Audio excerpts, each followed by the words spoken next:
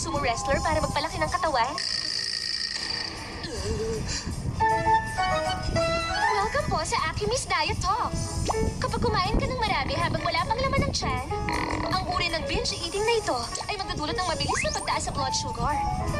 Dahil dito, mag-release ang pancreas ng maraming insulin, ang hormone na naghahatid ng energy sa cells. Magsusupply ang mga insulin na ito ng energy. Hindi lang pupunta sa muscle cells, kundi pati na rin sa fat cells ng ating katawan. Ang pag-iipon ng taba ay mechanism ng ating katawan dahil sa pagkain ng marami. Sa madaling salita, ang hindi mo pagkain ng almusal at ang pagkain mo naman ng sobrang dami sa oras ng tanghalian, magdudulot yun ng lalong pagtaba ng katawan. Ganun pala yun. Ngayon ko lang nalaman. Naku! Hindi ko alam ang tungkol doon! Sabihin mo, papayat na ako bago mag-summer! Huwag kang mag-alala, Hilary. May sapat pang oras bago mag-summer. Alam ko na, baka lang gusto mo subukan ng bodybuilder diet. Ano? Susubukan kong bodybuilder diet? Itong naiisip ko. Sabi ko kung mag-stereotype. Umuungol pa talaga habang kumakain. Huwag kang mag-alala, Hibiki. Hindi lang basta pagpapalakas ng katawan ng bodybuilding. Ang mga pro-bodybuilder, naghahanda bago sumabak sa bodybuilding competitions. Sinisikap nilang pababain sa 3% ang body fat nila. Ano? 3% body fat? Pareho din pala ng paghahanda sa mga boxer bago sila sumabak sa ring. Masasabi nating nutrition experts ang bodybuilders. Siya nga pala, ito naman ang laman ng lunchbox ko. Oh! Wow! Hindi katulad ng kay Hibiki. Makulay ang laman ng lunchbox mo. Sinisiguro ko kasi palagi na meron akong balanced diet. Yung baon ni Hibiki, puro prito ang pagkakaluto. Samantalang yung sayo, karamihan kung hindi steam, grilled na mga pagkain. Tama yun. Alam nyo kasi, kapag iba-iba ang paraan ng pagkakaluto ng mga pagkain, nagbabago rin ang calories ng mga ito. Ganun pala yun. Kung pareho rin naman ang nutrients, mas mabuting piliin ang mas mababa ang calories.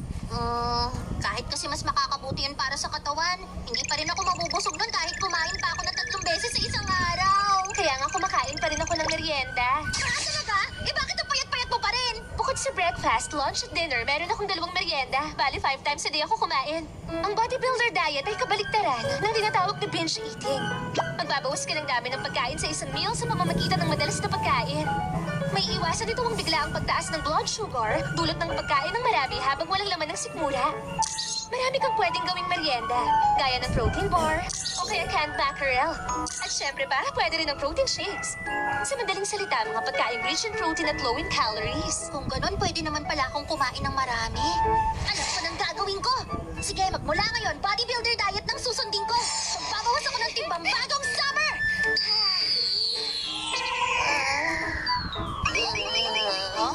Pero parang ang hirap. Parang hindi ko kaya. Kung sumuko na agad siya bago pa nasimulan yung bodybuilder diet. Ano ka ba naman? Huwag kang mag-alala, Hibiki.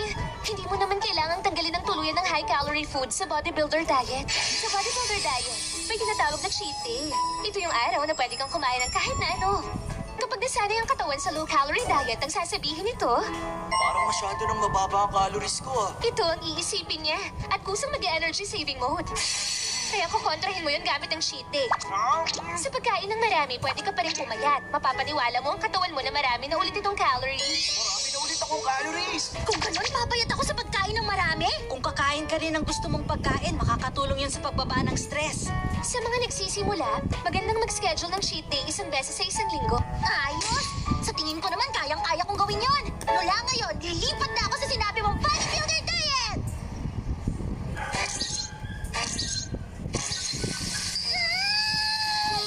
Salamat sa pagkain!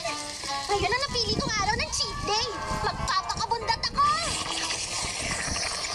Teka, dahan-dahan lang, Hibiki. Kailangang masanay muna ang katawan mo sa low-calorie diet. Kung hindi, baliwala rin.